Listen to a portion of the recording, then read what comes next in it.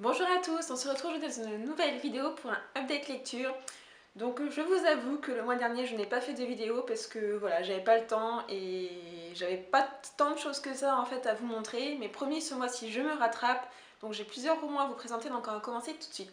Donc le premier roman dont je vais vous parler aujourd'hui, en fait, il s'agit de L'Étoile jaune de l'inspecteur Sadorsky. Donc en fait, je l'ai reçu par Ned Gallet et par La Bête Noire, qui est en fait une sous-maison d'édition de Robert Laffont, qui s'occupe plutôt de tout ce qui est policier et thriller. Donc en fait, pour vous faire un petit topo, en fait, l'inspecteur Sadorsky est plutôt quelqu'un d'antipathique et d'antisémite, sauf qu'il s'est pris d'affection en fait pour sa voisine qui est une jeune fille juive. Et malheureusement, l'inspecteur est chargé en fait de s'occuper des juifs de la rafle du Val d'Ive. Donc voilà, il est un petit peu entre deux feux, on va dire. Et le problème que j'ai eu avec ces romans, c'est vraiment cet inspecteur. Il est juste infâme, antisémite, macho au possible. Enfin, c'est vraiment un personnage très atypique et vraiment imbuvable. Donc du coup, j'ai un petit peu de mal à rentrer dans l'histoire parce que si vous me connaissez un petit peu, il me faut vraiment que je puisse m'attacher au personnage pour rentrer dans l'histoire. Mais j'ai persévéré et en fait grand bien m'en a fait parce qu'en fait les faits historiques sont vraiment très bien détaillés. C'est un roman, hormis si on met de côté le personnage principal, qui est vraiment très riche en faits historiques. Et voilà, si vous aimez beaucoup la Seconde Guerre mondiale, il y a vraiment des faits qui sont très importants. Moi j'ai appris des choses que je ne connaissais pas, donc je pense que par contre l'auteur a été vraiment au fond des choses puisque en fait à la fin du roman, vous avez tout ce qui est une bibliographie de tous les essais, de tous les articles qu'il a en fait pour lesquels il a réalisé ce livre. Voilà, c'est vraiment des choses réelles. Donc voilà, j'ai vraiment beaucoup aimé pour cet aspect-là. Après, l'histoire en elle-même est vraiment très sympa parce que ça liait en fait à la fois roman policier et un petit peu histoire d'amour, entre guillemets, enfin très gentille.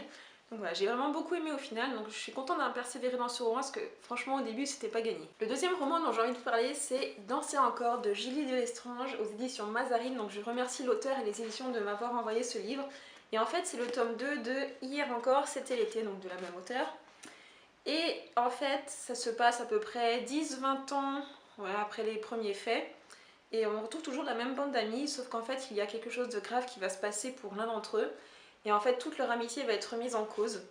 Et est-ce que cette amitié sera plus forte que les malheurs? En fait on a la réponse dans ce livre. Donc ce que j'aime bien en fait dans ce genre de livre, c'est que ça parle de la vie. C'est dans la même continuité que le tome 1, c'est très léger, mais à la fois en fait c'est un peu trompeur parce qu'on a l'impression que c'est un roman voilà, juste pour le plaisir.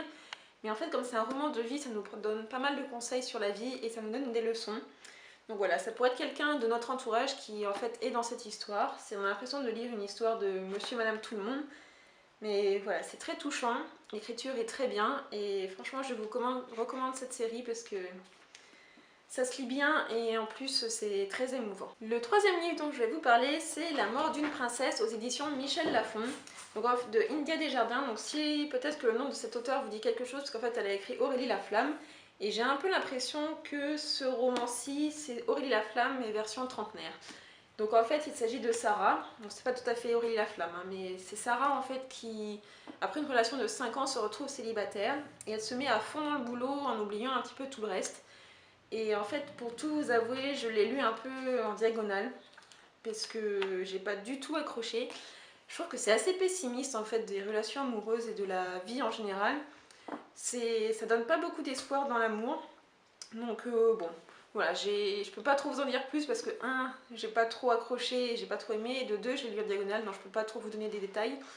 Mais bon, après si vous êtes fan de cet auteur, peut-être que ça vous plaira. Moi malheureusement, j'ai pas trop accroché, donc on passe son chemin. Donc, le prochain livre dont j'ai envie de vous parler, il s'agit de la suite de Paranoia, Miroir de Melissa Belvin. Donc déjà dans un premier temps, je trouve que les couvertures sont vraiment super jolies et super réussies. Donc en fait, dans ce tome-ci, on continue en fait avec les premières actions du tome 1. Mais par contre, Judy, comment elle a pu rencontrer Halloween? Qui est vraiment ce jeune homme? Est-ce que Lisa, en fait, elle a vu juste concernant le cas atypique un petit peu de Judy Desforêts? Et du coup, on a quelques réponses dans ce tome.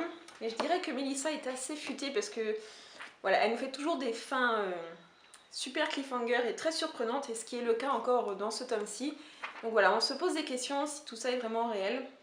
Et bon, je vais pas trop vous spoiler et puis j'ai pas trop envie de vous donner de détails non plus, parce que si vous l'avez pas lu, c'est un peu plus compliqué. Mais voilà, je trouve que c'était vraiment un très bon tome. En fait, on a plus un aspect aussi enquête policière dans ce tome-ci, dans ce que j'ai vraiment beaucoup aimé.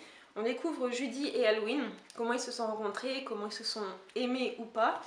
Et voilà, il y a vraiment plein de petits détails. Après, je pense que j'aurais dû relire le tome 1 comme Mélissa l'avait conseillé. Ce que je n'ai pas fait, donc peut-être que je relirai le tome 1 et le tome 2 et puis du coup j'aurai peut-être un avis un peu plus éclairé sur tout ça, sur toute cette affaire. Mais voilà, moi j'ai vraiment beaucoup aimé. La fin est une fin, comment vous dire, ouverte et qui chamboule un petit peu tout ce pourquoi vous étiez en fait douté. Donc voilà, ça remet un peu en perspective pardon, tout ça. Donc voilà, encore une fois un très bon tome, ça permet de se remuer les méninges, donc Mélissa t'es très forte là-dessus. Mais voilà, je vous conseille vraiment beaucoup cette saga si vous êtes fan un petit peu de tout ce qui est paranormal, psychologique et policier, donc ça c'est parfait. Pour le dernier roman, cette fois je remercie Amazon, enfin plutôt les recommandations Amazon parce que je pense que je serais passée complètement à côté si j'avais pas acheté Miroir d'ailleurs. En fait, il s'agit de Nos chemins de travers de Georgia Caldera. Et en fait, pourquoi je me suis penchée dessus, parce qu'Amazon me le recommandait, et quand j'ai lu le résumé, en fait, ça parlait à la fois d'équitation et d'amour impossible. Donc je me suis dit que ça pouvait être plutôt pas mal, et en fait, en effet, c'est plutôt pas mal. Donc c'est un gros pavé, je crois que ça fait 500 pages et des poussières.